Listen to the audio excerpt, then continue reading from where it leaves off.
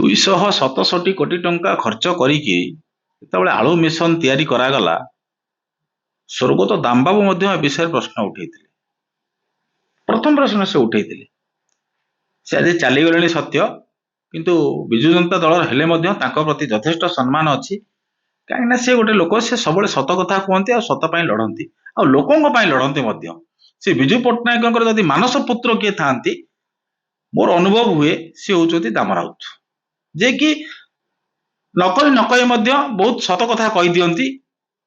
ପରିଶେଷରେ ହେଇପାରେ ତାଙ୍କ ପୁଅ ପାଇଁ ସେ କିଛି ବ୍ୟକ୍ତିଗତ କଥା କହିକିରି କିଛି ଆଲୋଚନାର ସମାଲୋଚନାର ପରାକାଷ୍ଠା ସେ ହେଲେ, କିନ୍ତୁ ଯଦି କଥା କୁହାଯାଏ 267 କୋଟି ଟଙ୍କାର ଯେତେବେଳେ ଆପଣ ଆଳୁ ମିଶନ କଲେ, ସେ ଆଳୁ ମିଶନ ଯାଇଥିଲା କୁଆଡେ? ସେ 267 କୋଟି ଟଙ୍କାର ହିସାବ ଆପଣ କାହିଁକି ଦଉନାହାନ୍ତି? ଆପଣ ସିଧାସଳଖ ପ୍ରଶ୍ନ ପଚାରି ଦଉଛନ୍ତି ଯେ ମମତା ବାନାର୍ଜୀ କାହିଁକି ଦେଲେନି, କାହିଁକି ହଁ କହିଲେ, କାହିଁକି ନାହିଁ କହିଲେ?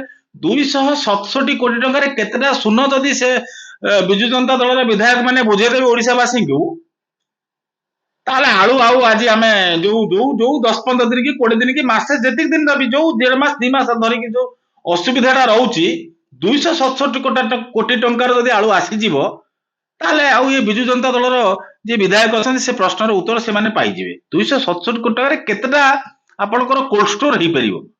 ଏ ବିଷୟ ବିରୋଧୀ ଦଳର ନେତା, ବିଜୁ ଜନତା ଦଳର ନେତା ନୁହଁ, ବିରୋଧୀ ଦଳର ନେତା ବା ବିଜୁ ଜନତା ଦଳର ଯିଏ ବିରୋଧୀ ଦଳର ନେତା ନବୀନ ପଟ୍ଟନାୟକ ଅଛନ୍ତି, ସିଏ ସ୍ପଷ୍ଟ ଭାବରେ କୁହନ୍ତୁ ଯେ 267 କୋଟି ଟଙ୍କାର କେତେଟା ଶୂନ ଅଛି ଆଉ କେତେଟା କୋଲ୍ଡ ଷ୍ଟୋରେଜ କରି ହେଇ ପାରିଥାନ୍ତା, ଆଉ ଆଳୁ ମିଶନଟା ଗଲା କୁଆଡେ?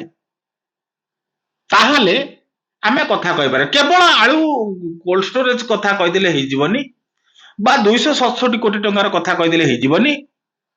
ଯେହେତୁ ଆମେ ପର ଉପରେ ନିର୍ଭର ଅଛୁ, ଆମର ଓଡିଆ ଘରେ ଗୋଟେ କଥା ଅଛି, ମାଗି ଆଣୁଥିବା ତିଅଣ ସୁଡୁକେ, ଏଇଟା ଗୋଟେ କଥା ଅଛି।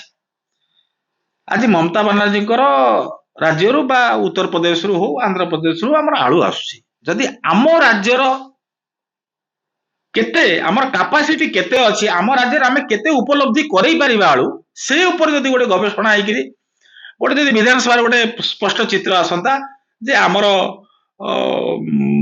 200 କ୍ୱିଣ୍ଟାଲ କି 500 କ୍ୱିଣ୍ଟାଲର ଧାନ ମାନେ ସରି ଆଳୁ ଆସୁଛି, ବା ଆଗାମୀ ଦିନରେ ଏ ବର୍ଷରେ ଆମେ ଅଧିକା ବଢେଇ ବଢେଇ ତାକୁ ଗୋଟେ 2000 କି 5000 କ୍ୱିଣ୍ଟାଲର କରିପାରିବୁ, ତା ଉପରେ ଯଦି ଗୋଟେ ସ୍ପଷ୍ଟ ଚିତ୍ର ଆସନ୍ତା, ତାହେଲେ ଆମ ରାଜ୍ୟର ସ୍ୱାଭିମାନ ଅସ୍ମିତା ବଞ୍ଚି ପାରିବ ବୋଲି ମୋର ଅନୁଭବ।